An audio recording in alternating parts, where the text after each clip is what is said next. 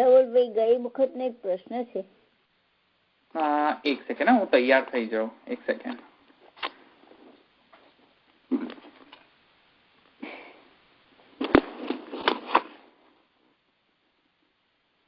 હા, હવે બોલો. એટલે જે શક્તિ કીધી અને શબ્દનો અર્થ એ બંનેમાં ભેદ શું?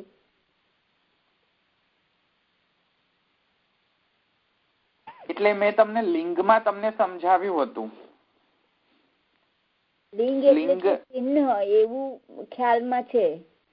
શ્રુતિલિંગ સમાખ્યાના શ્રુતિલિંગ પ્રકરણ ઇત્યાદિ મેં તમને સમજાવ્યું હતું ને, જે સૂત્રમાંથી, એમાંનો આ લિંગ છે. તો જેવી રીતે ભગવાન શબ્દ જે છે તેનો મુખ્ય જે અર્થ જે છે તે શાસ્ત્રના હિસાબથી જુદો જુદો થાય છે. ભગવાન શબ્દ જો ભાગવતમાં લઈએ તો ભગવાન શબ્દ પરબ્રહ્મ પુરુષોત્તમ માટે યુઝ થાય છે, બીજા માટે યુઝ નથી થઈ શકતો. વસુદેવ ગૃહે સાક્ષાત ભગવાન પુરુષ પરઃ છે ને, એતે ચ અંશ કલા પુંસાહ સ્વયં કૃષ્ણસ્તુ ભગવાન સ્વયં. તો આવા બધા શબ્દો આવે છે ભાગવતમાં. તો ભગવાન શબ્દ જે છે એનો મુખ્ય અર્થ થાય છે પરબ્રહ્મ. હવે અન્ય શાસ્ત્રમાં જોઈએ તો ભગવાન શબ્દ પરબ્રહ્મ અર્થ નથી આપતો. એવી રીતે શું છે કે ભગવાન શબ્દનો યૌગિક અર્થ જો તો જેનામાં ષડગુણ હોય તે ભગવાન. તો એવી રીતે શબ્દાર્થ જુદો હોઈ શકે અને એનો લિંગાર્થ પણ જુદો હોઈ શકે. લિંગ જે છે એ પણ જુદો હોઈ શકે. જે રીતે ભગવાન શબ્દનો લિંગ ત્યાં સૂચક થયો પરબ્રહ્મ. ઘણી વખત અન્ય શાસ્ત્રમાં નારદ આદિને પણ ભગવાન કહેવામાં આવે છે. તેથી કઈ પરબ્રહ્મ નથી થઈ જતા તે. ત્યાં લિંગથી સૂચન થયું છે, ત્યાં સિમ્બોલ ચિહ્ન. તો સિમ્બોલિક મિનિંગ જે થાય ત્યાં એવી રીતે સમજવાનું. એટલે શક્તિમાં ને એમાં શું ફરક પડે? એટલે એ શક્તિ કહેવાય એને? હા, આજ જે તારવણી થાય છે, તમે જે ઇન્ટરપ્રિટેશન થઈ જાય શબ્દોનું, ત્યારે પછી એનો અર્થ શું નીકળે છે, કોન્સોલિડેટેડ અર્થ, તે એની શક્તિ. એ શક્તિ કોન્સોલિડેટેડ એનો અર્થ જે નીકળે તે એની શક્તિ. ઓકે. એ તો પછી વાક્ય પ્રમાણે જ થવાનું રહ્યું ને, કે જ્યાં વપરાતો હોય એ પ્રમાણે જ થવાનું રહ્યું, એવું થયું ને? હા, રાઈટ. સંદર્ભ પ્રમાણે એમ. હા.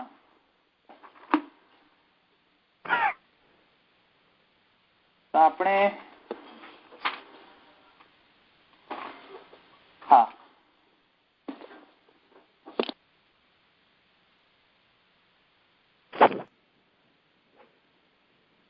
હિતાકરણ પ્રસંગ પ્રસક્તિશ્ચ એ થઈ ગયું હતું ને? બસ, તો હવે તો આપણે બરાબર છે. અહમ બ્રહ્માસ્મિ ત્યાં જ આવ્યા છે આપણે. Very good. તો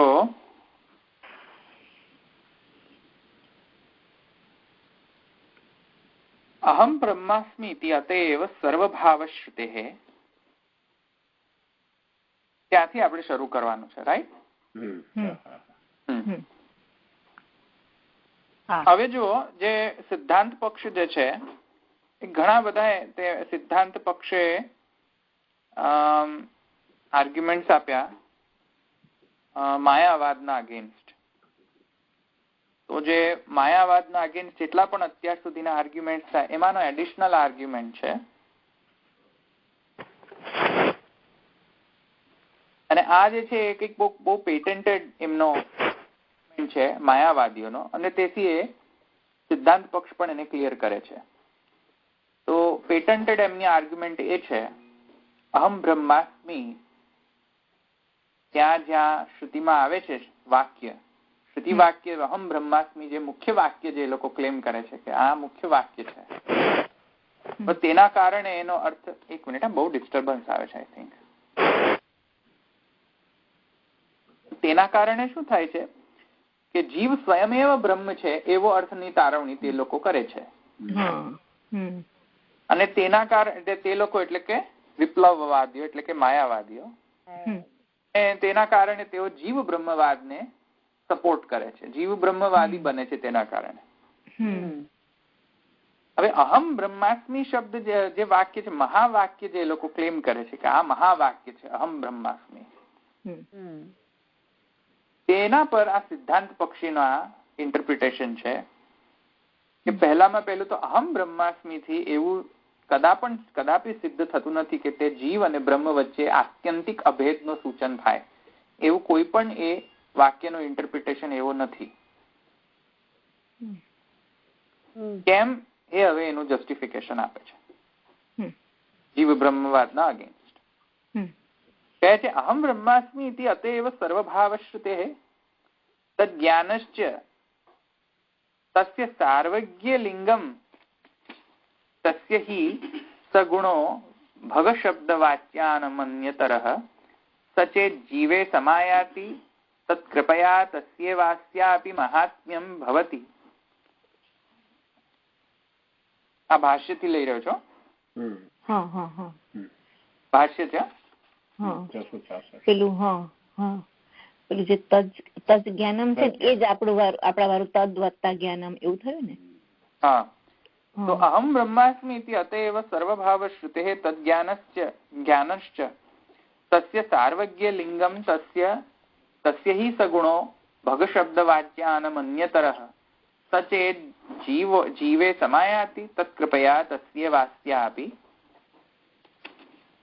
અસ્યાપી મહાત્મ્યમ ભવતિ તસ્માદ લિંગાદપી ગતિશબ્દૌ બ્રહ્મ વિષયૌ.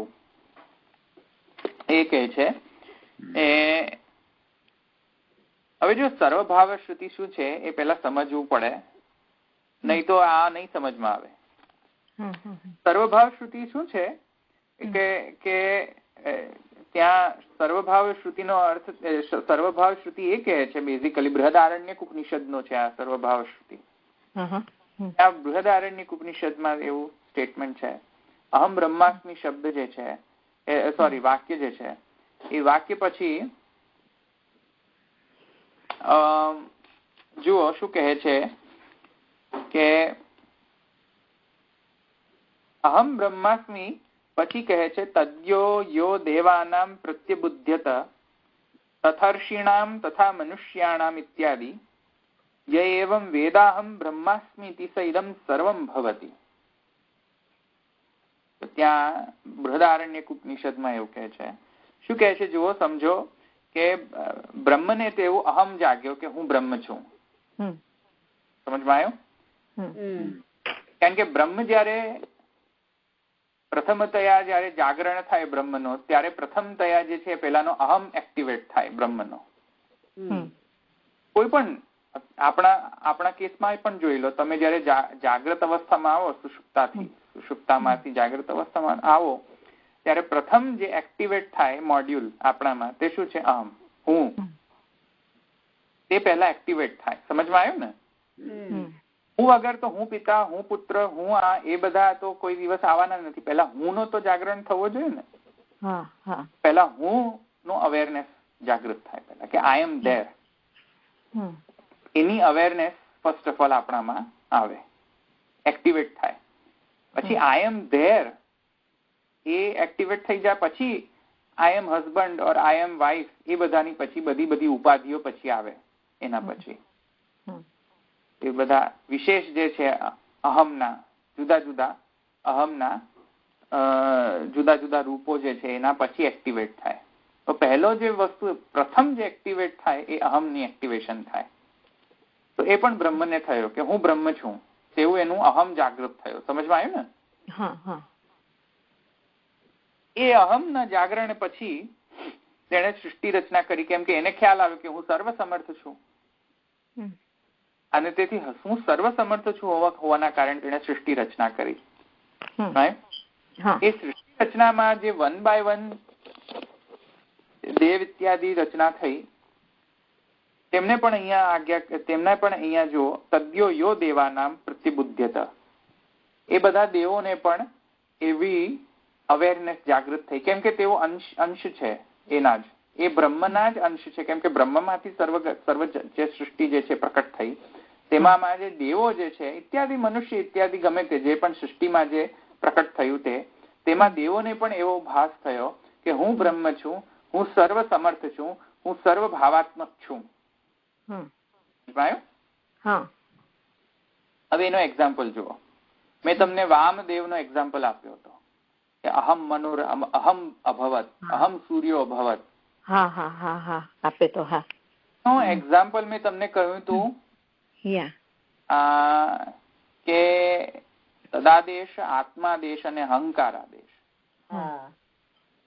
તદાદેશ, અહંકારાદેશ અને આત્માદેશ પણ જુઓ સર્વભાવના પ્રકટ થાય છે કે હું અહમ મનુર અહમ સૂર્યો ભવત, હું મનુ હતો, હું સૂર્ય હતો, હું સર્વકાય હતો. અહંકારાદેશ છે ને જુઓ.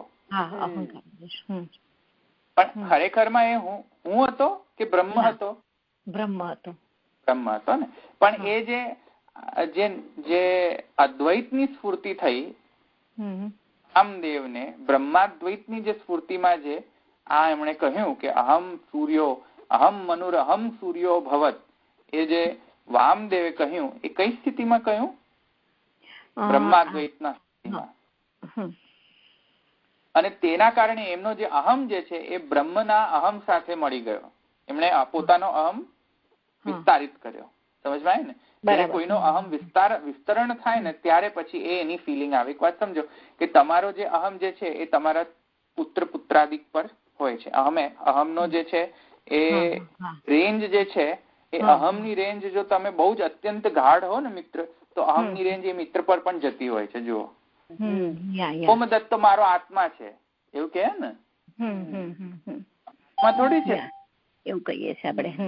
આત્મા છે એ આત્મા થોડી છે ખરેખર. કોઈ વસ્તુ ઘણી પ્રિય હોય, કોઈ માણસ ઘણો પ્રિય હોય તો આપણે શું કહીએ કે આ તો મારી આત્મા છે.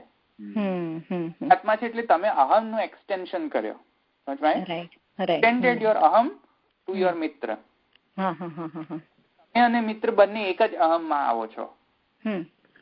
એમ સમજમાં? એવી રીતે તમે આને વધારે એક્સટેન્ડ કરો. હવે મિત્ર થી પણ એક્સટેન્ડ કરો.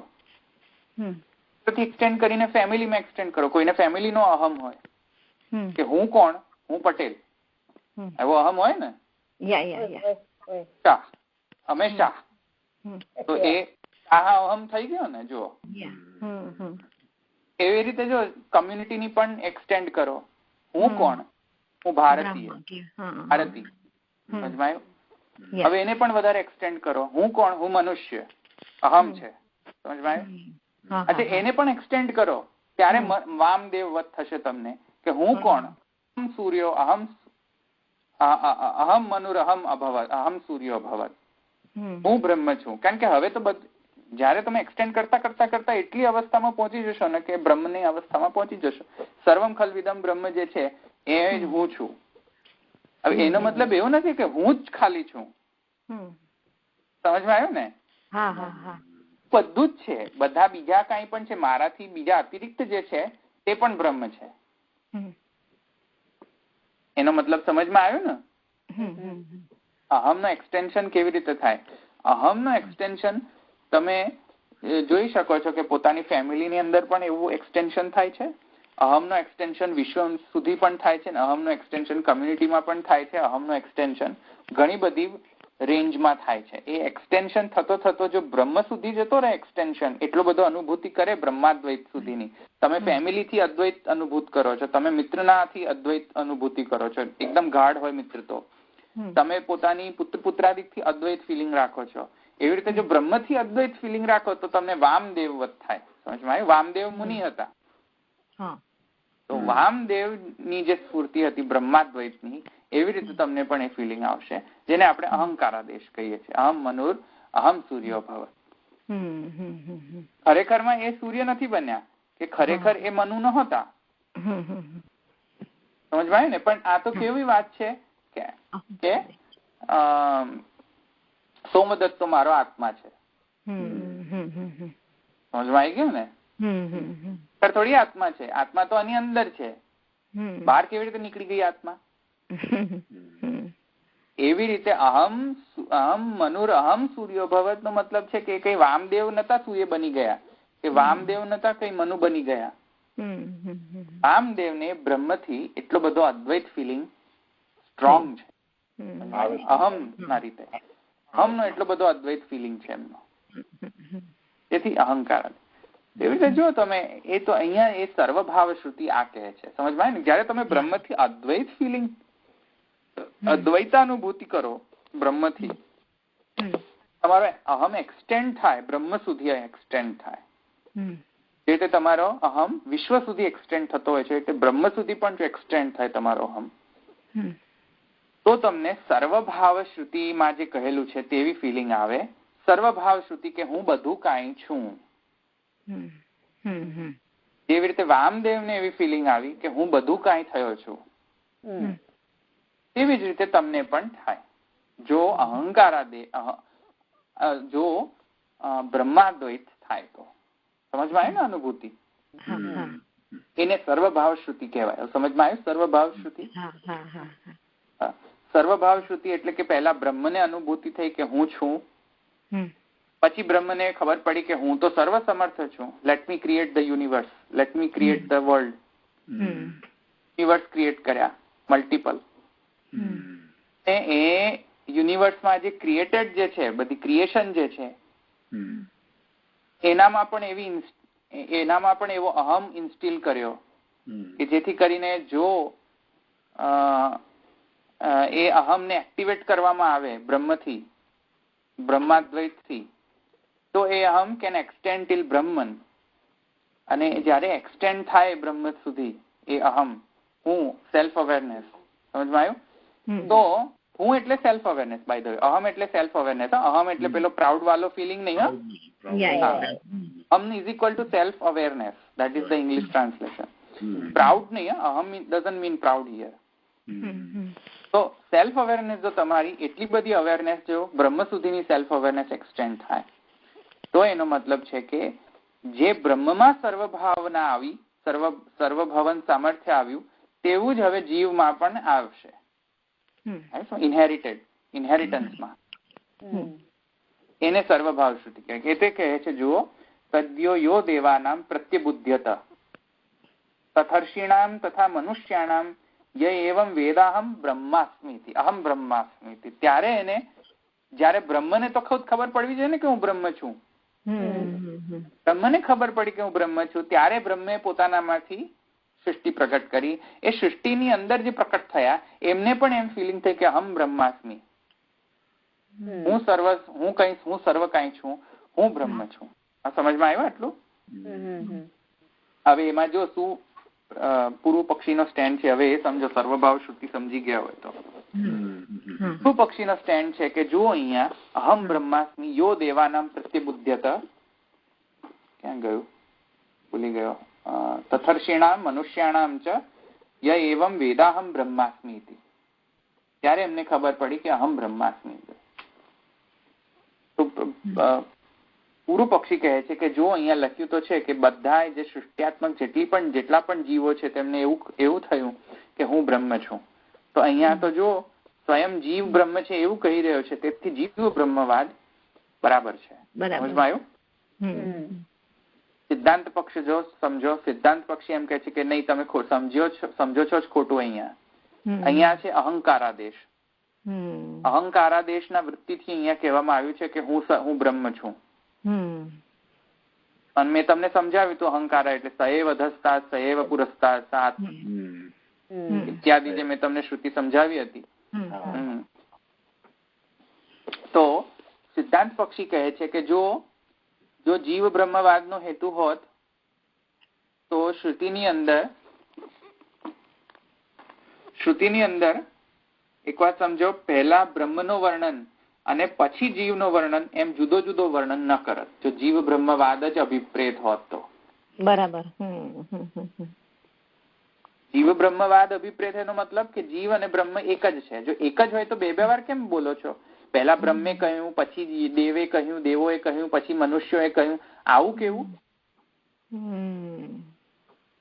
જો જીવ અને બ્રહ્મનો આત્યંતિક અદ્વૈત હોય તો એક જ વાર કહો અહમ બ્રહ્માસ્મિ, પતી ગઈ વાત. એવું કહેવાની શું જરૂર કે પહેલા બ્રહ્મે કહ્યું અહમ બ્રહ્માસ્મિ, પછી બધાને ખબર પડી કે હો અહમ બ્રહ્માસ્મિ.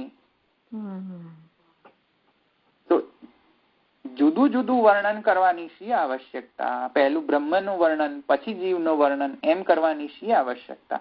પહેલા જીવનું વર્ણન કરતે. જીવનું વર્ણન પહેલા નથી અહમ બ્રહ્માસ્મિનું. પહેલા બ્રહ્મને ખુદ ખબર પડી કે હું બ્રહ્મ છું. પહેલા તો સમજમાં આવ્યું? અહમ બ્રહ્માસ્મિ તો પહેલા બ્રહ્મને ખબર પડી કે અહમ બ્રહ્માસ્મિ, પછી જીવને ખબર પડી કે અહમ બ્રહ્માસ્મિ. કારણ કે જીવ ક્યારે આવે? જયારે સૃષ્ટા હોય. એકલો સૃષ્ટા હોય તો જીવ હોય જ નહીં, કેમ કે સૃષ્ટિ તો છે જ નહીં. બરાબર. સૃષ્ટિ પ્રકટ થઈ પછી જીવ પેદા થયા ને. તો પછી જીવત્વ આવ્યું. તો એનો મતલબ છે કે there is absolutely some kind of dualism. થોડોક તો દ્વૈત આવ્યો ત્યાં જુઓ. નહીં તો એબ્સોલ્યુટ નોન ડ્યુઆલિટી હોત બ્રહ્મ અને જીવ વચ્ચે તો એક જ વાર કેવું જોઈતું હતું અહમ બ્રહ્માસ્મિ, કામ ખતમ થઈ ગયું. પછી ફરીથી એમ કહેવાની જરૂર કે બ્રહ્મને પહેલા એવું ખબર પડી કે અહમ બ્રહ્માસ્મિ, પછી દેવોને અને મનુષ્યોને ખબર પડી વામદેવવત કે અહમ બ્રહ્માસ્મિ, અહમ સૂર્ય અહમ મનુર અહમ સૂર્યો ભવત. આવું જુદું જુદું કહેવાની શું આવશ્યકતા? જીવ બ્રહ્મવાદ જો સત્ય હોય તો that is the catch. એટલે સિદ્ધાંત પક્ષ કહે છે કે જીવ બ્રહ્મવાદ રોંગ છે. This is not, એ અભિપ્રેત નથી. જીવ બ્રહ્મવાદ એ તો માયાવાદનો બલાત્કારથી કરેલો અર્થ છે, શુદ્ધ અર્થ. આ સમજમાં આવી ગયું? હવે બીજા બધાને આવી ગયું? ચાલ આવે છે બીજા બધા પણ તો એવું તો કહીએ છે ને કે બ્રહ્મ એમ કીધું કે હું બ્રહ્મ છું એમ, અને પછી એને સૃષ્ટિ રચી. હા, તો પછી આમાં પૂર્વ પક્ષી નું અલગ કઈ રીતે થયું? પૂર્વ પક્ષી કહે છે ને અહમ બ્રહ્માસ્મિ. હા, તો શું? હા, તો શું? તો એનો મતલબ છે કે હું જ બ્રહ્મ છું. જીવ બ્રહ્મવાદ કહ્યું જ ને એ રીતે એને એક્સટેન્ડ થયું થતા અહમ, તો અહમ બ્રહ્માસ્મિ થયું ને. સમજાયું એટલે તમને ક્લિક થયું. એ તો મહાપ્રભુ આપણને સમજાયું એટલે આપણને ક્લિક થયું, નહીં તો થોડી ક્લિક થવાનું હતું. આ એ તો તમને ખબર છે એટલે તમે એમ કહો છો કે તો શું થઈ ગયું. તમને બ્રહ્મ તો નહીં જ ને, પણ બ્રહ્મ રૂપ જ કહેવાય ને. તો શું થયું? નહીં તો હમણાં માયાવાદ ને અહીંયા ઘુસાડી દો ને તો એકદમ તમને કન્વિન્સ કરી દે કે હા બરાબર છે, હું જ બ્રહ્મ છું. એ તો તમને અહીંયા મહાપ્રભુજી આપણને સમજાવ્યું તેથી આપણને ખબર પડી ને. નહીંતર આપણને એવું ન થાત કે આપણે બ્રહ્મ છીએ એમ. હા, આપણે બ્રહ્મ જ છે. માયાવાદ ના હિસાબથી તો જીવો બ્રહ્મ ના પર, જીવ બ્રહ્મ જ છે. ઇનફેક્ટ માયાવાદી, એક્સ્ટ્રીમ માયાવાદી મેં તમને કહ્યું હતું કે જીવ જેવું છે જ નહીં, એ તો બ્રહ્મ ને ભ્રમણા થઈ ગઈ છે કે હું જીવ છું. હા, એ તો અજ્ઞાન થી એ બધી તો આપણે વાત થઈ. બરાબર, રાઈટ થઈ ગયું ને. જીવ બ્રહ્મ, એ તો આપણે જીવ છે જ નહીં. પહેલામાં પહેલી વાત આપણે સ્વયં બ્રહ્મ જ છીએ. એ તો બ્રહ્મ ને ભ્રમણા થઈ ગઈ છે કે હું જીવ છું. જોડે રહી વ્યાકરણ નાખી દીધું. એ તો માયાવાદીઓને એવી રીતે થયું. આપણને એવું થતું નથી. આપણને તો એમ જ થાય છે કે આપણે એના અંશ છીએ. હા, તો એ સ્ટેન્ડ કહે છે ને કે તમને ત્યાં સુષુપ્તા અવસ્થાની અંદર જેમ તમને ખ્યાલ નથી કે તમે કોણ છો, તેવી રીતે જીવની સ્થિતિ છે અજ્ઞાન અવસ્થા. બ્રહ્મની અજ્ઞાનની અવસ્થા છે, તેથી બ્રહ્મને ખ્યાલ નથી આવતો કે હું બ્રહ્મ છું. એમનો સ્ટેન્ડ છે. આવે ને સમજમાં? પણ એ સિદ્ધાંત પક્ષી એમને એ સ્ટેન્ડ ને ડેફિનેટલી નિરસ્ત કર્યો એ રીતે અહીંયા. હા, ધવલભાઈ, આપણે બ્રહ્મ છું અને બ્રહ્મરૂપ છું એ બેમાં તારતમ્ય નહીં?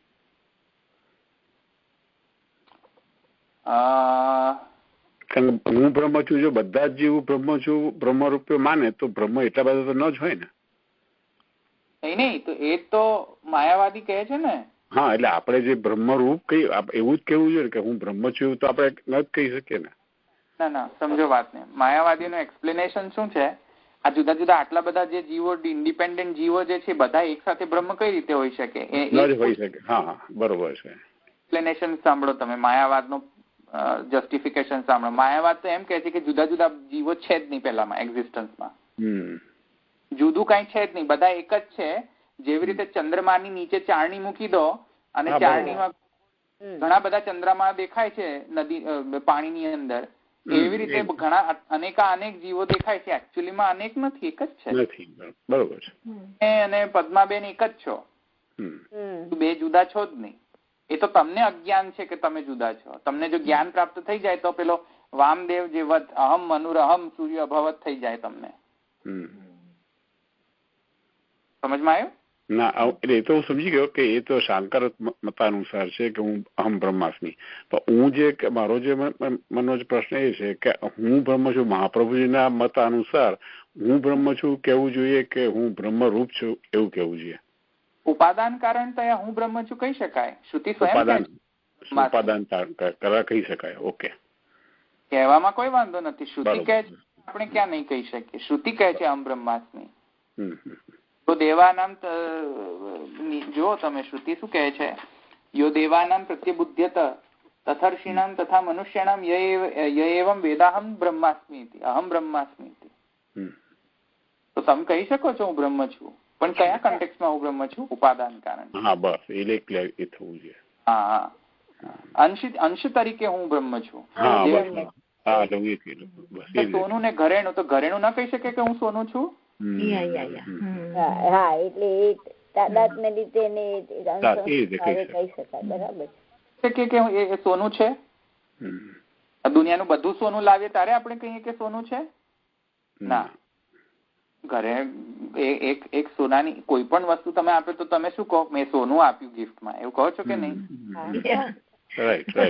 બરોબર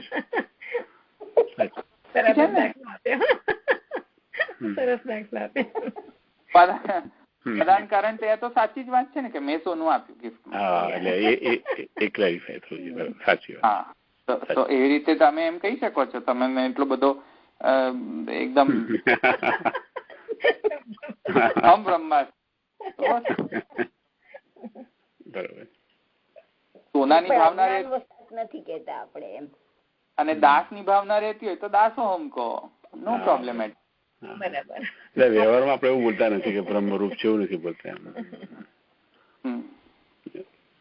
પણ સોનું તો છે ને, એ રીતે બોલો અહમ બ્રહ્મા. પણ બ્રહ્મ મોટો થઈ જાય છે કે અહમ મોટો થઈ જાય છે એ સાચવવાનો. અહમ ના મોટો થઈ જવો જોઈએ, બ્રહ્મ મોટો. હા, ભાર એની પર આવવો જોઈએ, બ્રહ્મ ઉપર આવવો જોઈએ.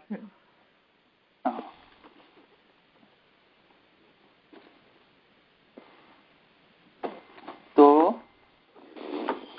આપણે બોલીએ અને કોઈને ખબર ના હોય તો કે આ કોઈ ગાંડો છે કે શું? અહમ બ્રહ્માસ્મી કહીએ એટલે વ્યવહારમાં આ યુઝ ન કરાય, ના થાય. વ્યવહારમાં નથી બોલતા. હું મારું એક એ જ કહ્યું કે વ્યવહારમાં આપણે એવું નથી બોલતા. હા, વ્યવહારમાં ના બોલાય. સમજવા માટે બરોબર છે. શાસ્ત્રની વાત છે, શાસ્ત્રની રીતે કહેવું જોઈએ. મારું એ જણાવું છે કહ્યું ને, વ્યવહાર અને વેદ વ્યવહાર અને લૌકિક વ્યવહાર સર્વથા જુદો રાખવો જોઈએ, અલગ જ હોવો જોઈએ. સાચી વાત. બાકી એ જ મારો ભેદ કેવો હતો. રાઈટ. વેદ વ્યવહાર ને લૌકિક વ્યવહાર. હવે ક્યાં આવ્યા હતા? તો સર્વભાવ શુદ્ધે જીવો સમાયાદિ તત્ કૃપયા તસ્યૈવ અસ્યાપી મહાત્મ્યમ ભવતિ તસ્માદ લિંગાદપી ગતિ શબ્દો બ્રહ્મ વિષયો. હા, તો સમજમાં આવી ગયું ને? તો એટલે જીવ બ્રહ્મવાદ તો ટકી નથી શકતો. અહીંયા કહે છે કે જે જીવની સર્વજ્ઞતા જે છે, જો હવે લખ્યું છે ત્યાં જુઓ કે તજ્ઞાનશ્ચ તસ્ય સાર્વજ્ઞે. તેથી કહે છે કે જીવનું જે સર્વજ્ઞતા જે આવી ત્યાં કે અહમ સૂર્યો અહમ મનુરનો અહમ સૂર્યો ભવત ઇત્યાદિ, એ જીવનું જે સર્વજ્ઞતા જે આવી, એ જીવની સર્વજ્ઞતા કોના કારણે આવી? બ્રહ્મના સર્વજ્ઞતાના કારણે. એ અંશ તરીકે એનામાં ઇનહેરિટન્સમાં આવી સર્વજ્ઞતા. અને તેના કારણે જે જીવની સર્વજ્ઞતા ઇન્ડિપેન્ડન્ટલી સર્વજ્ઞતા નથી, એ ડિપેન્ડન્ટ ઓન બ્રહ્મન છે. સમજમાં આવ્યું ને? એના કારણે અહીંયા એવું જીવ બ્રહ્મવાદ ન માની શકાય. તેથી કરીને પણ અહીંયા જે કાંઈ પણ વર્ણન આપેલો છે શબ્દો અને શબ્દના અર્થો જે ગણીને મેં જો એનું ઇન્ટરપ્રિટેશન કરો તો અહીંયા જીવ પર કોઈ પણ અર્થ અહીંયા આવતો નથી. કેમ કે જીવનું ઇન્ડિપેન્ડન્ટલી સર્વજ્ઞતા રૂપ નકારી રહ્યા છે શ્રુતિ. હમણાં મેં તમને સમજાય ને, ઇન્ડિપેન્ડન્ટલી એમની સર્વજ્ઞતા ન કહી શકાય. હા, પછી શું છે આપણે લેવાનું? એક સેકન્ડ. ચકારાત તમેવ વિદિત્વાતિ મૃત્યુમેતિ નાન્ય પંથા વિદ્યતેયનાય ઇત્યાદિ ઇત્યશ્રુત્યા બ્રહ્મત્વેન જ્ઞાનમ ન આત્મનો મોક્ષાય બ્રહ્મણ એવ તુ જ્ઞાનમ આત્મત્વેનાપી તસ્માદ દહર પરમાત્મા. શ્વેતાશ્વર ઉપનિષદની અંદર જુઓ, એક બીજી શ્રુતિ છે, બીજો સિદ્ધાંત પક્ષ છે. જુઓ, એ તમેવ વિદિત્વાતિ મૃત્યુમેતિ નાન્ય પંથા વિદ્યતે યનાયે. તેમ શ્રુતિ શું કહે છે શ્વેતાશ્વર ઉપનિષદની? કે તેને જાણીને મૃત્યુને ઓળંગી જાય છે. મોક્ષ માટે બીજો કોઈ પણ માર્ગ નથી. નાન્ય પંથા વિદ્યતે યનાય. નાન્ય પંથા, પંથ બીજો કોઈ છે નહીં મોક્ષ માટેનો. આવું શ્વેતાશ્વર ઉપનિષદ કહે છે. હવે એને તે એટલે કોણ? તમેવ એટલે કોણ? તમ કોણ? બ્રહ્મ. હા, તેને જાણીને કોણ મૃત્યુથી ઓળંગી જાય છે? તમેવ. બ્રહ્મને જ જાણીને મૃત્યુને ઓળંગી જાય. જીવ બ્રહ્મવાદ હિસાબથી જીવ મૃત્યુને ઓળંગી જાય છે. સમજમાં આવે છે ને? જો અહીંયા દ્વૈતનું પ્રદર્શન છે. અહીંયા જો તમેવ વિદિત્વાતિ મૃત્યુમેતિ નાન્ય પંથા વિદ્યતે યનાય. તો કોઈક જાણનાર છે, કોઈક જ્ઞેય વસ્તુ છે, કોઈ જ્ઞાતા છે અને જ્ઞાન છે. ત્રૈત તો થયું ને? જ્ઞેય છે, કોઈ જ્ઞાતા છે, એ છે, કારણ છે. આ બધા દ્વૈતોનું શું કરશો?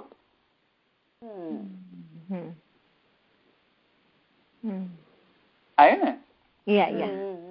એ કહે છે જુઓ, હવે જો જીવ હિસાબથી જુઓ તો તમે વિદિત્વા એટલે બ્રહ્મને જાણીને, બ્રહ્મ પોતાને જ જાણીને પોતાની જ મૃત્યુથી ઓળંગી જાય, આવો અર્થ કાઢવો ના થાય એવો અર્થ. ઉપરથી તમે એમ કહો છો જુઓ કે આત્માના જ્ઞાનથી મોક્ષ મળે કે બ્રહ્મના જ્ઞાનથી મોક્ષ મળે? બ્રહ્મના જ્ઞાનથી. આત્માના જ્ઞાનથી જો મોક્ષ મળતો હોય તો કહે છે બ્રહ્મત્વેન જ્ઞાનમ ન આત્મનો મોક્ષાય બ્રહ્મણ એવ તુ. અહીંયા ચોખ્ખું શ્વેતાશ્વર ઉપનિષદમાં લખ્યું છે તમેવ વિદિત્વા. તમારા જ્ઞાનથી જ આ બધું શક્ય છે, જ્ઞાનથી નહીં. આત્માને બ્રહ્મત્વેન જાણવું એટલું બધું ઇમ્પોર્ટન્ટ નથી જેટલું ઇમ્પોર્ટન્ટ શું છે? બ્રહ્મ જ આ સર્વ કાંઈ થયું છે. સમજમાં આવ્યું?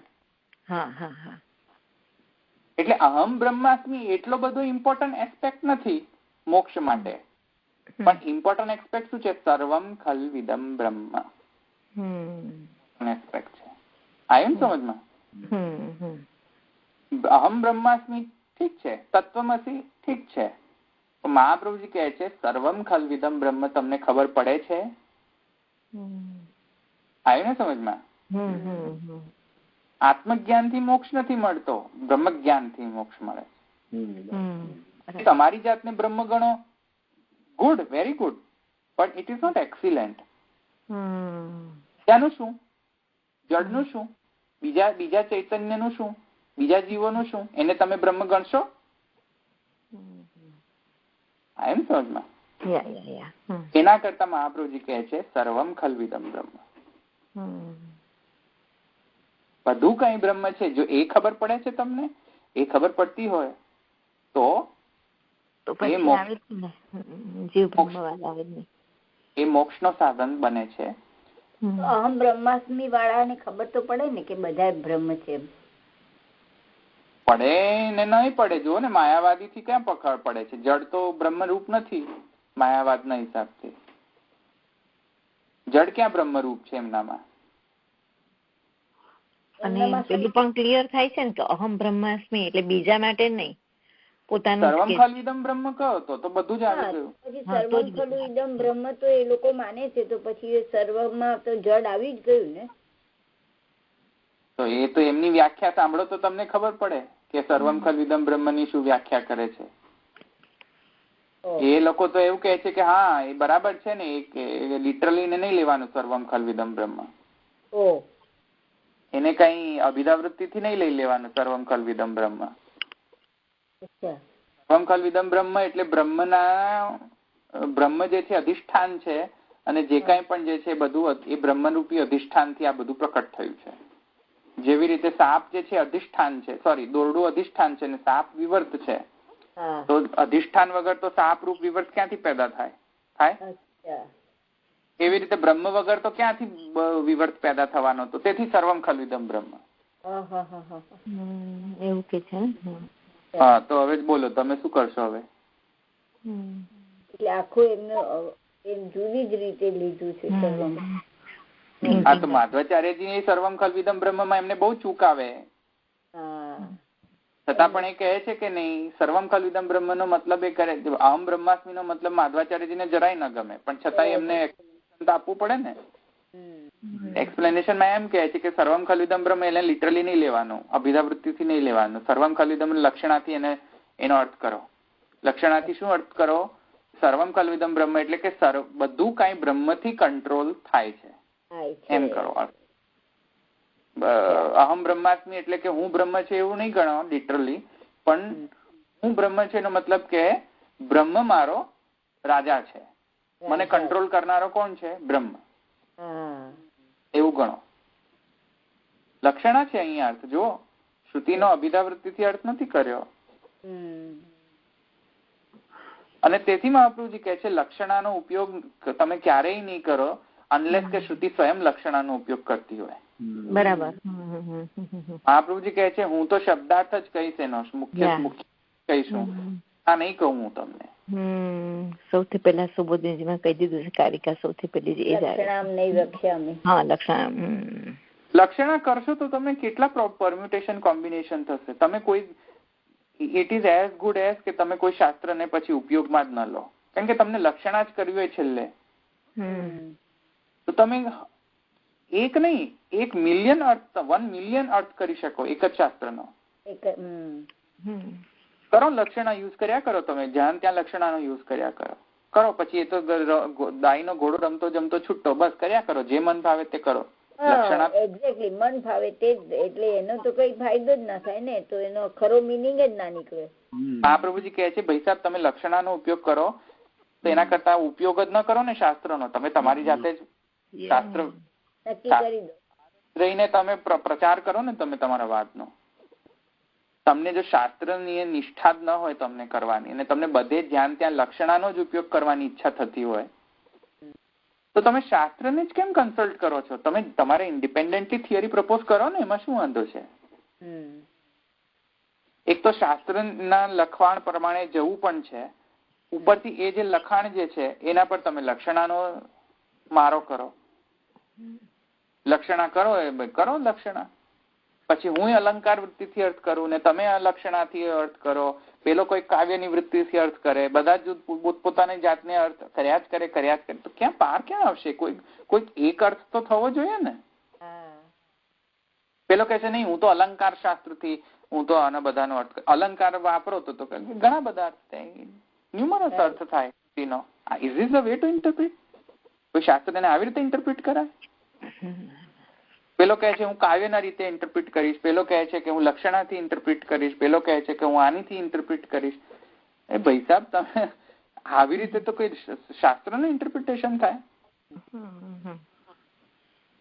શાસ્ત્ર ઇન્ટરપ્રિટેશન આવું ના થાય. પછી કોઈને એમ થઈ ગયા ના આ શબ્દનો અર્થ હું આ જ લઈશ. ભાઈ એક શબ્દના તો 1000 મિનિંગ હોય સંસ્કૃતની અંદર. તેથી કઈ જે પણ સંસ્કૃતની અંદર અર્થ આપતો એ બધો વેદના શબ્દોનો અર્થ એવી રીતે ના કરાય. જેવી રીતે પંકજ શબ્દ છે એના ઘર 1000 અર્થ થતા હોય તો હું કઈ બધા અર્થ કરું શ્રુતિની અંદર? એક શબ્દનો 100 મિનિંગ આવતા હોય એ બધા મિનિંગ મારે ન લેવાના હોય શાસ્ત્રના ઇન્ટરપ્રિટેશનમાં. શાસ્ત્રનો ઇન્ટરપ્રિટેશનની ચોખ્ખી રીત મહાપ્રભુજી કહી લે છે કે શબ્દનો અર્થ જો તમારે લેવો હોય તો યે ધાતુ શબ્દા યત્યાર્થે ઉપદેશે પ્રકીર્તિતા, એ ન્યાયથી તમારે શાસ્ત્રના શબ્દોનો ઇન્ટરપ્રિટેશન કરવાનો. વેદનો જે ષડંગ જે છે એમાં નિઘંટુ શાસ્ત્ર છે, નિરુક્ત શાસ્ત્ર છે. એ કેમ આપ્યા તમને? આના માટે આપ્યા છે કે તમે કોઈ પણ શબ્દનો ભલતો અર્થ ન કરો, તમને મન ફાવે એમ અર્થ કરો. ધવલ શબ્દનો બસ કરી દીધો મન ફાવે તેમ યૌગિક રીતે, કમલ શબ્દનો અર્થ મન ફાવે તેમ કરી દીધો. સંસ્કૃતના હિસાબથી રાઈટ હોય પણ વેદના હિસાબથી રોંગ છે. વેદ શું કહે છે કે મને ઇન્ટરપ્રિટ કરવા માટે શું મેન્યુઅલ યુઝ કરવાની? ષડંગ યુઝ કરો. Use this manual to interpret me. એ રીતે ઇન્ટરપ્રિટ કરો. મહાપ્રભુજી કહે છે લક્ષણાનો હું યુઝ નહીં કરું, જ્યાં હશે ત્યાં જ હું લક્ષણાનો યુઝ કરીશ. તો એમ શ્રુતિ કહે છે જો એક વાત સમજો, દ્વાસ ઉપરના સયુજા સખાય સમાન વૃક્ષમ પરિશસ્વ જતા, ત્યાં દ્વાસ ઉપરના છે ત્યાં પક્ષી લેવા ચલો પક્ષી ક્યાંનું આવી ગયા? વચ્ચે પક્ષીઓ ક્યાંથી આવી ગયા? બે ઝાડ પક્ષી આ બધું ક્યાંથી આવી ગયું? શ્રુતિની અંદર બ્રહ્મની વાત ચાલતી હતી, પક્ષીઓ આવી ગયા. તો ત્યાં તો લક્ષણા છે કે નહીં? છે. તો લક્ષણાનો યુઝ કરો. આ જ્યાં લક્ષણાનો યુઝ જ નથી છતાંય તમે લક્ષણા બલાત્કારથી તમે કાઢો, પછી તમને શાસ્ત્ર કરવાની શી જરૂર છે? શાસ્ત્રને પ્રમાણે ના જાઓ, બહાર રહીને શાસ્ત્રના બહાર રહીને પણ તમે કરો, વાંધો નથી. એ રીતે છે.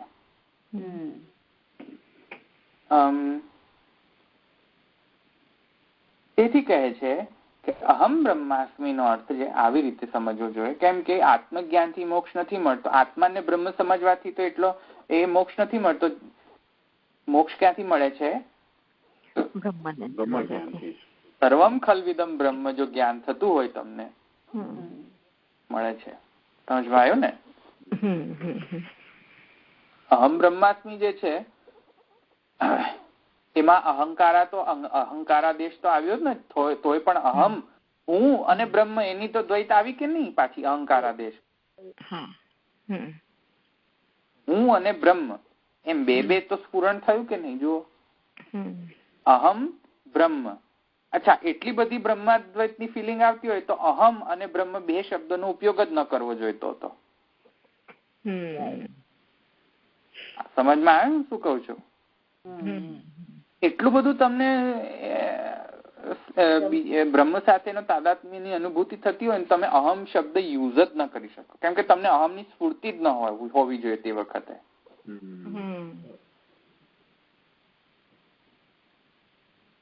અહમની સ્ફૂર્તિ હોવી જ ન જોઈએ છે, તેથી તમે યુઝ કરી રહ્યા છો શબ્દ અહમ. આ તો કઈ ચરમાવસ્થા નથી અહંકારાદેશ. સમજમાં આવે ને હવે? અહીંયા સુધી આપણે થયું ગતિ શબ્દાભ્યામ તથા હિ દૃષ્ટમ લિંગમ ચ. અહીંયા સૂત્ર પૂરું. બીજું સૂત્ર શરૂ કરીએ આપણે. ધૃતેશ્ચ મહિમ્નોસ્યાસ્મિન ઉપલબ્ધેઃ. ધૃતેશ્ચ ધૃતેઃ ચ મહિમ્નઃ અસ્ય અસ્મિન ઉપલબ્ધેઃ. સંધિ વિચ્છેદ.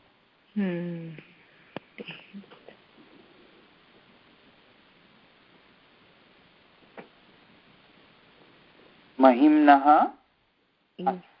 અસ્ય અસ્મિન ઉપલબ્ધેઃ.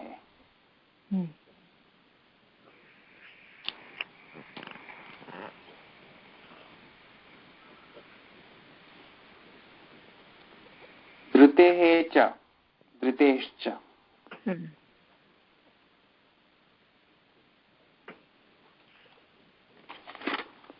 હવે બધી સંધિ તો તમને ખ્યાલ છે એટલે હવે મેં સૂત્ર કોઈ જરૂર નથી. વિસર્ગ સંધિ છે બધી.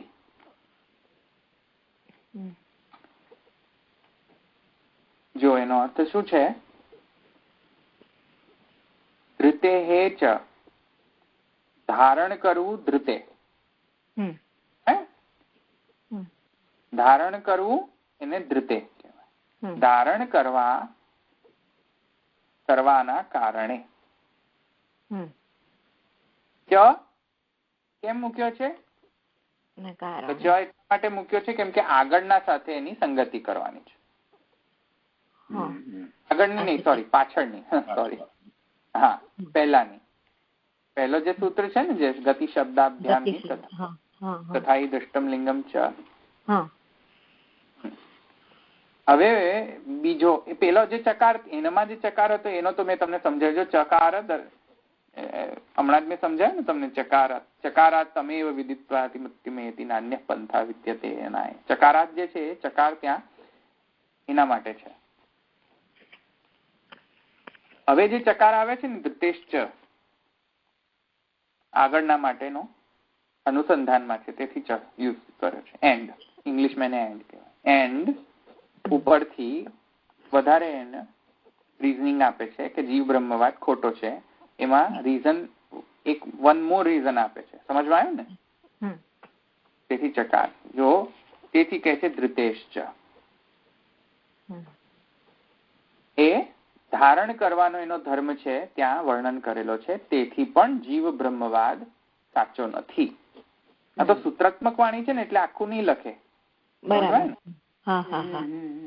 એનો મતલબ છે કે કેમ કે ધારણ કરવાનો પણ ધર્મ શ્રુતિની અંદર વર્ણન કરવામાં આવેલો છે, તેથી આ જીવ ન હોઈ શકે, બ્રહ્મનો જ સ્વયં વર્ણન છે, એવું અર્થ સમજવું. પછી કહે છે મહિમનો. કેમ? તો કહે છે મહિમનો સ્યાસ્મિન ઉપલબ્ધે. અસ્ય મહિમ્નઃ, આનો મહિમા, અસ્મિન આમાં, સપ્તમ વિભક્તિ, અસ્મિન ઉપલબ્ધે, ઉપલબ્ધ થાય છે. સમજવાયું? અસ્મિન્નઃ અસ્મિન ઉપલબ્ધે, આનો મહિમા આની અંદર ઉપલબ્ધ થાય છે. હવે આનો મહિમા એટલે કોનો મહિમા? બ્રહ્મનો મહિમા. કોનામાં ઉપલબ્ધ થાય છે? ધૃતેશ્ચ, એની અંદર. ધૃતે હે વાળી જે શ્રુતિ છે, ધારણ કરવાની વર્ણનની શ્રુતિ જે છે, હું કહીશ તમને કઈ શ્રુતિ છે, એમાંથી ઉપલબ્ધ થાય છે એનો મહિમા. એ મહિમા જીવનો મહિમા ન હોઈ શકે. અને જો જીવનો મહિમા ગણો તો મહિમા મહિમા જ ન રહી જાય, એવું એ કહે છે. એ અજ્ઞાન રહી જાય. મહિમા કોઈ વસ્તુનો મહિમા, કેમ કે અહીંયા જો શબ્દ મહિમા શબ્દ છે ને એને જરા સમજો. મહિમા શબ્દ એના ક્યારે વપરાય કે જયારે પરવશતાના કારણે કોઈ ધર્મ ના આવતા હોય એને મહિમા કહેવાય. સામર્થ્યથી કોઈક વસ્તુ આવતી હોય ને એને મહિમા કહેવાય. પરવશતાના કારણે કોઈક વસ્તુ આવતી હોય ને આપણામાં, તો એને મહિમા ન કહી શકાય. એને શું કહેવાય? અવગુણ કહેવાય. ક્રોધ થઈ જઈએ તો કે મહિમા કહેવાય. હા, ધવલભાઈ નો મહિમા શું? ક્રોધ થાય છે, તો મહિમા કહેવાય? મહિમા ના કહેવાય, કેમ કે પરવશ થઈને એ ધર્મ પ્રકટ થાય છે. મહિમા ક્યારે કોઈ વસ્તુ નો ગણાય? સર્વ કરતું સામર્થ્ય હોય ને ત્યારે કરતું હોય ને કોઈક વસ્તુ, તો એને મહિમા કહેવાય. કોઈક વસ્તુથી ગ્રસ્ત થઈ જાય અને પછી જે ધર્મ પ્રકટ થાય તો એને મહિમા ન કહેવાય. એવી રીતે જીવ, જયારે બ્રહ્મને જીવપણું થાય છે તો એની મહાનતા છે કે પછી એની ગ્રસ્તતા છે? મહાન કહીશું પછી બ્રહ્મને? હા, કેટલો બધો મહાન બ્રહ્મ કે એને જીવપણાનો આભાસ થાય છે. એવા ગુણગાન ગવાય કે હા તમે મહાન, એટલા બધા મહાન કે તમને પોતાના જાતને જ ખબર નથી પડતી તમે કોણ છો. એવું કહેવાય? ન કહેવાય ને. એ મહિમા નથી. એ શું કહેવાય? અવગુણ કહેવાય. અને બ્રહ્મમાં તો અવગુણ હોય જ નહીં. સમજમાં ને? સ્વરૂપ એનો જયારે લક્ષણ એનો કહેતા હોય ત્યારે એમ થોડી કહીશું કે બ્રહ્મ જે ખરાબ છે એવી રીતે સ્વરૂપ લક્ષણ ડિફાઇન ન કરે. સ્વરૂપ લક્ષણમાં તો એમ જ કેવું પણ સત્યમ જ્ઞાનમ અનંતમ. પછી અજ્ઞાન ન કહેવાય, ખરેખર તો છે અજ્ઞાન છે, સત્યમ છે અનંતમ છે, સત્યમ અભવદ વિજ્ઞાનમ છે, પણ એ કઈ સ્વરૂપનો વર્ણન નથી, એની વિરુદ્ધ ધર્માશ્રયતાનો વર્ણન છે. સ્વરૂપનો વર્ણન નથી, એ સ્વરૂપ વર્ણન તો કેવી રીતે કરાય? એ સત્ય છે, જ્ઞાન છે, આનંદ છે, આવી રીતે જ ગણાય. ધર્માશ્રયતા પણ એનું મહિમામાં જ આવે ને, બીજા કોઈને એવો મહિમા થોડો છે કે વિરુદ્ધ ધર્મ કરી શકે. હા, એ મહિમા જ આવશે, પણ એમ જ કહો કે આ અસત્ય છે તો એ મહિમા ના ગણાય, અવગુણ કહેવાય. હા, એ મહિમા બરાબર. એ અવગુણ અહીંયા સત્યમ છે, અનૃતમ છે, અનૃતમ માં એ બતાવ્યું ને અવગુણ. તો અહીંયા જીવ બ્રહ્મવાદમાં તું શું કે છે? બ્રહ્મ ને જીવ પણ આવ્યું. હા, તો એ તો મહિમા નથી, એ અવગુણ છે. તેથી મહિમા અહીંયા શબ્દ છે. અસ્યાસ્મિન મહિમ્ન ઉપલબ્ધે. સમજવાય?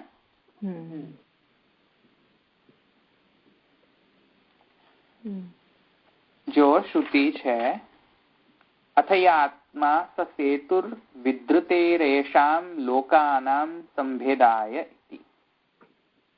હું આખી શ્રુતિ વાંચી તમને કહું.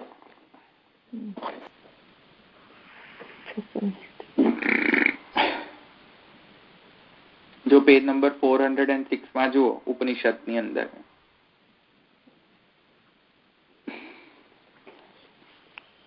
406 ચતુર્થ ખંડ ઓપન કર્યો, એકાદશ ઉપનિષદ.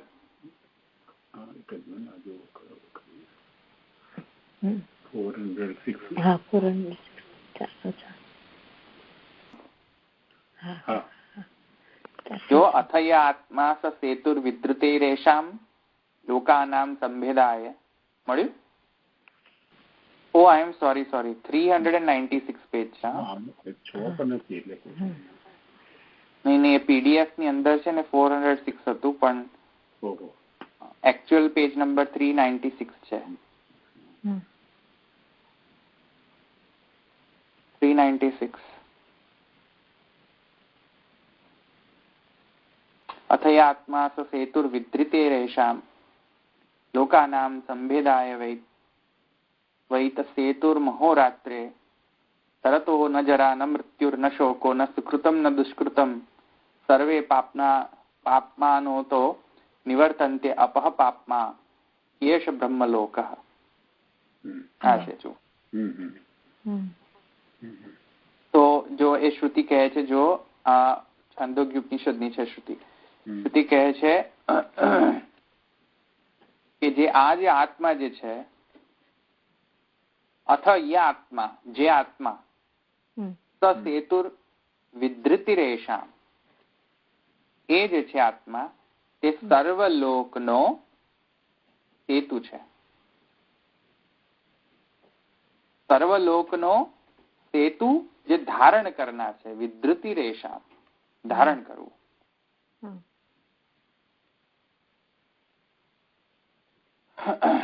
વિદ્રુતિ રૂપ ધર્મ ત્યાં જો કહે છે કે આત્મા કેવો છે?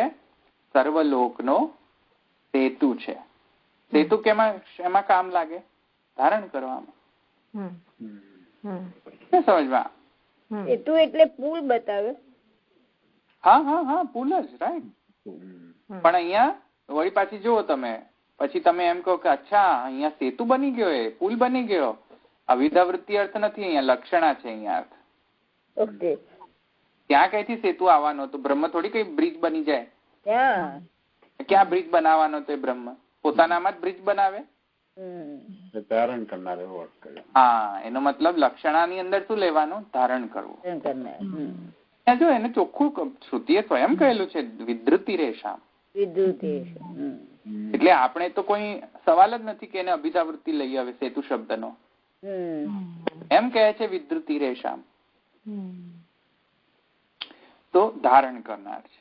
આટલું કહ્યું કે પછી કહે છે જો લોકાનામ સંભેદાય, બધા લોકોને જુદા રાખવાનું પણ એ કામ કરે છે. જુદા રાખવાનું એટલે કે પ્રલય ન થઈ જાય બધું. પ્રલય એટલે કે બધા એક મિક્સ ન થઈ જાય બધા લોકો. એટલે જુદા રાખવું એટલે કે નાશ ન થઈ જાય. સમજમાં આવ્યું? સંભેદાય એટલે જુદા રાખવા. જુદા રાખવાનો મતલબ ઇન અ વે ઇમ્પ્લિકેશન શું થાય કે તે લોકોનું હયાતી રહે. લોકોની જુદા જુદા લોકો તત્ત સ્થાને સ્થિત રહે. સંભેદાયનો મતલબ એનો મતલબ તેઓ નાશ ન થઈ જાય. એ નાશ ન થઈ જાય એનો સેતુ કોણ, બ્રિજ કોણ છે એનામાં? આત્મા. એ બધા લોકોનો સપોર્ટિંગ કોણ છે? સપોર્ટિંગ ફેક્ટર કોણ છે? સપોર્ટ કોણ છે? લોકસ કોણ છે? બ્રહ્મ. પછી કહે છે એટલે અહીંયા તો બ્રહ્મ નથી શબ્દ વાપર્યો, આત્મા શબ્દ વાપર્યો છે.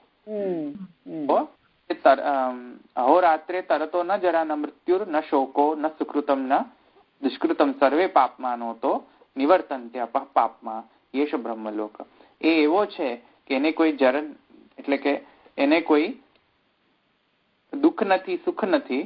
આવ્યું ને સમજમાં? જરા નથી એટલે ગણ પણ એને આવતું નથી. એ યંગ થતો નથી, એનું મરણ થતો નથી, પાપ નથી. એને બધા પાપો એનાથી દૂર ભાગે છે અને એ પાપ વગરનો છે અને બીજાના પણ પાપો હરે છે. પાપમાં છે. આવું ડિસ્ક્રિપ્શન છે વિષય. એના પર આ સૂત્ર બંધાયેલો છે. આ સૂત્રનો જે ધૃતેશ્ચ જે છે શબ્દ એ આના ને રેફરન્સ કરે છે. સેતુર વિધૃતિ રેશામ લોકાનામ સંભેદાય તરતો ન જરા ન મૃત્યુર ન શોકો ન સુકૃતમ ન દુષ્કૃતમ સર્વે પાપાત્મંતો નિવર્તન્તે અપઃ પાપમાં યેશે બ્રહ્મલોક. એ જે છે તેની આ શ્રુતિની એના રિલેટેડ આ શ્રુતિ ધૃતેશ્ચ મહિમ્નોસ્યાસ્મિન ઉપલબ્ધે.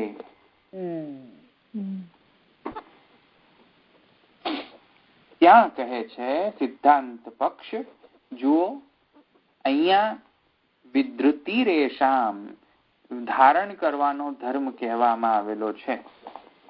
નાનો છે સૂત્ર, આપણે ફટાફટ કમ્પ્લીટ કરીએ. કે નહીં સર્વલોક વિધારકત્વમ બ્રહ્મણો અસ્ય સંભવતી. બ્રહ્મણો અસ્ય નથી, બ્રહ્મણો અન્યસ્ય સંભવતી. બ્રહ્મણઃ અન્યસ્ય સંભવતી. ઓકે, બ્રહ્મથી સિવાય, બ્રહ્મના સિવાય જીવમાં ઇન્ડિપેન્ડન્ટલી સર્વલોકને ધારણ કરવાનો ધર્મ આવે નહીં. જીવમાં આ સર્વલોકનો ધારણ કરવાનો ધર્મ આવે ના આવે. બ્રહ્મનો જ આ ધર્મ હોઈ શકે. બધા લોકોને ધારણ કરવું, આ આત્મા બધા લોકોને ધારણ કરે છે. જીવાત્મા ગણવી બ્રહ્મ જ ગણવું પડશે. ચકારાત સેતુત્વમ અપી, ઉપરથી પાછો સેતુત્વ પણ કહેલું છે તેનું. તો સેતુર વિધૃતિ રેશામ. અને સેતુનો તો નિયમ કેવો હોય છે? સેતુને તો સપોર્ટિવ, પાછો સેતુનો બિચારાને સપોર્ટ પોતે જ સપોર્ટ, પોતાના જાતનો તો સપોર્ટ હોતો નહીં, સ્વાશ્રય આશ્રય ટાઈપ હોય છે સેતુ પાછો. એટલે નદીથી સેતુ બંધાય જતો હોય તો ભાઈ નદીની વચ્ચે કઈ એને કઈ સપોર્ટ મળે નહીં. એ તો અમુક સેતુઓ જો તમે સ્વાશ્રય આશ્રય હોય છે, એમ ડોલતા હોય વચ્ચે જ હોય. ને બે એન્ડમાં તો સેતુ હોય છે, બે સપોર્ટિંગ ફેક્ટર હોય છે જોકે. પણ મુખ્ય મુદ્દો અહીંયા એ છે કે સેતુનો મતલબ અહીંયા કહેવાનો મતલબ એ છે કે સ્વાશ્રય આશ્રય છે. સમજમાં આવ્યું? તો ચકારા સેતુત્વમ અપી, જીવ કઈ સેતુવત છે? નો. પછી કહે છે તદ અન્વેષ્ટવ્યમ તદ વિજિજ્ઞાસિતવ્યમ ઇતિ લોક વિધારણસ્ય મહાત્મ્ય રૂપત્વાત. ઉપરથી શ્રુતિ પાછી પહેલી જ શ્રુતિ કહે છે. ફર્સ્ટ મેં હમણાં તમને જે આખું અધિકરણ ચાલુ થયું એ ફર્સ્ટ જે શ્રુતિ છે વિષય વાક્ય છે, તેમાં પણ એવું કહ્યું છે તદ અન્વેષ્ટવ્યમ તદ વિજિજ્ઞાસિતવ્યમ. એનો જ અન્વેષણ કરો અને જિજ્ઞાસા કરો. અહીંયા મહિમાના કારણે જ જિજ્ઞાસિતવ્ય છે અને અન્વેષ્ટવ્ય છે. કોઈ વસ્તુ ખરાબ હોય એની અન્વેષ્ટવ્ય હોય? માણસો એને કહો કે હા આની જિજ્ઞાસા કરો, જે કેટલો ક્રોધી છે જાણો એને, એમ કોઈ કે ના કે ને દૂર ભાગે એનાથી કે જા તો જવા દો, આ તો ક્રોધી માણસ છે, આનો કોણ અન્વેષણ કરે. એવો ગાંડો જ માણસ હોય કે એમ કે ચાલો ખોડો, બધા ક્રોધી માણસોને ખોડો, અન્વેષ્ટવ્યમ પહેલા તો. પછી એ સર્ચ કરો, સર્ચ કરીને પછી એને જાણો, રિસર્ચ કરો ક્રોધી માણસ પર, અને પછી એના ગુણો લો. એવા બધા કોણ કરે? તો વેદ કહે છે તદ્વન્વેષ્ટવ્યમ તદ વિજિજ્ઞાસિતવ્યમ. કોના કારણે? એની મહિમાના કારણે. એ મહિમા કઈ છે? હેતુર્વિદ્રતિ રેષા. એવ કર્મત્વમ કર્મત્વમ ઇત્યાહ મહિમ નૈતિ. આવું કરો એમ કહ્યું છે. કરો એટલે કે સોરી, એ લોટ લકાર નથી, એ સજેશન છે, સજેસ્ટિવ મોડમાં કહ્યું છે. તદ અન્વેષ્ટવ્યમ, તવ્ય પ્રત્યય છે, જો લોટ લકાર નથી, તવ્ય પ્રત્યય છે. તેથી કરવું જોઈએ. કરો એમ નહીં, કરવું જોઈએ. વર્તમાન કૃદંત છે. કર્મત્વમ ઇત્યાહ મહિમ નૈતિ. એ મહિમાને જણાવવા માટે કહે છે. કરો કહેવાથી મહિમા ન જાગૃત, કરવા લાયક છે એમ જયારે કોઈ કહે ને એમાં પ્રકટ થાય કે હા તો બહુ સારું. એટલે કે આ વારે દ્રષ્ટવ્યો, દિધ્યાસિતવ્યો, મંતવ્યો, નિધિધ્યાસિતવ્યો છે ને, આ મહિમા પ્રકટ થાય કે હા તો બહુ સારો છે, હા જાણવા લાયક છે. કરો એમ કહો ને કે એક ચાલ કર, તો આ મહિમા પ્રકટ ન થાય. તો શું થાય? આજ્ઞા પ્રકટ થઈ જાય પણ મહિમા ન પ્રકટ થાય નહીં. એમ સમજમાં કહે છે તસ્ય મહિમૈષ પુરુષસ્ય. આ તો પુરુષની જ મહિમા છે. ન તુ વાસના રૂપેણ તસ્મિન વિદ્યમાનત્વમ સંસારી ધર્મત્વેન અમાહાત્મ્ય રૂપત્વાત. અમાહાત્મ્ય રૂપત્વાત, મહાત્મ્ય રૂપત્વાત નહીં, સંસારી ધર્મત્વેન. જો આનું કહ્યું હોત, મેં હમણાં તમને કહ્યું ને કે ક્રોધી માણસ હોય તો સંસારી માણસ હોય, એવી રીતે જો કહ્યું હોત કે બ્રહ્મને તો અજ્ઞાનના કારણે જીવ વધ થઈ ગયો, તો એ કઈ મહિમા ગણાય? મહિમા સંસારી વધ, અજ્ઞાન વધ થઈ જાય, અને જો સંસારી ધર્મ વધ થઈ જાય તો એ અમાહાત્મ્ય રૂપ થઈ જાય, મહાત્મ્ય રૂપ ન રહે તે. તેથી કહે છે નતું વાસના રૂપેણ તસ્મિન વિદ્યમાનત્વ. વાસના રૂપ નથી બ્રહ્મમાં. બ્રહ્મમાં એવી વાસના જાગૃત થઈ એના કારણે એને એમ ખબર પડી કે હું જીવ છું, એવું નથી અહીંયા. નહીં તો મહિમા ના ગણે ને. મહિમાનો શબ્દ ક્યાં આવ્યો છે? પુરુષ સૂક્તમાં. પછી જો પુરુષોત્તમજી કહે છે ત્યાં, પુરુષોત્તમ ની સોરી મહાપ્રભુજી જ કહે છે, જો અતો જ્યાયાશ્ચ પુરુષ હે ને,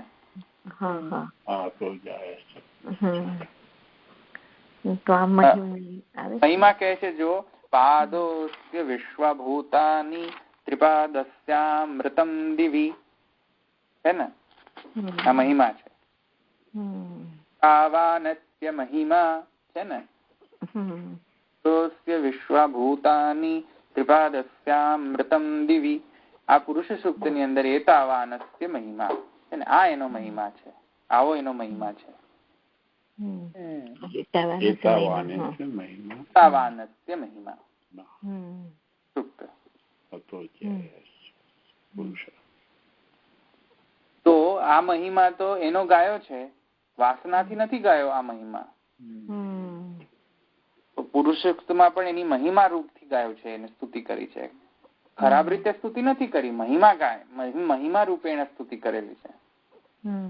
એવી રીતે પુરુષ સૂક્ત થોડી કહ્યું છે કે ઓહો બિચારો બ્રહ્મ હતો, પછી બ્રહ્મને જીવ રૂપનો અજ્ઞાન થયો, એતાવાનસ્ય મહિમા, આવું કેવું છે?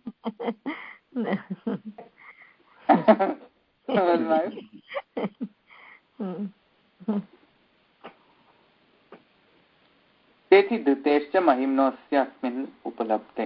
થોડુંક સેક્શન બાકી છે, પણ એ બહુ ઇમ્પોર્ટન્ટ નથી. તમે જયારે ઘરે કરી લેજો. પ્રસિદ્ધેશ્ચ અને પછી એ મારે ઇતર પરામર્શાત સહિતિ ચેન્ન અસંભવાત એ મારે જો કરવું છે. તમે આ પ્રસિદ્ધેશ્ચ પણ જાતે કરી લેશો? હા, અમે શુક્રવાર ટ્રાય કરીશું. હા, છે 2 જ લાઈન છે, કઈ છે નહીં. ઓકે. અને પેલું અડધું પણ લઈ લેજો. હવે તો તમને ખબર પડશે હું શું કહેવા માંગુ. ધૃતેશ્ચ ની અંદર અડધું થોડુંક બાકી છે ને, એ પણ લઈ લેજો. હા હા હા હા. મને નેક્સ્ટ ટાઈમ કાલે હું ઇતર પરામર્શાત ત્યાંથી ચાલુ કરું. કાલે જ મળવાના નહીં? હા, તો આપણે કાલે બપોરે જ કરવું પડે.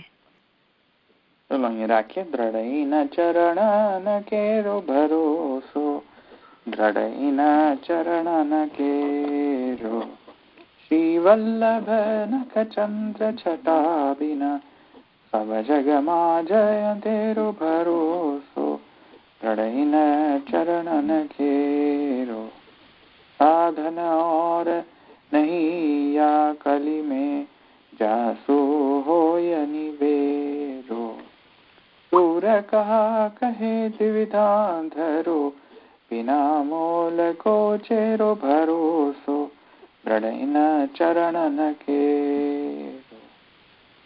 વલ્લભાધીશ કી જય, શ્રી ગોપીનાથ પ્રભુ ચરણ કી જય, શ્રી गोसाईजी परम दयाल की जय, श्याम सुंदर श्री अम्ने महारानी की जय, श्री द्वारिकाधीश की जय. સર્વે વૈષ્ણવ જય શ્રી કૃષ્ણ. જય શ્રી કૃષ્ણ.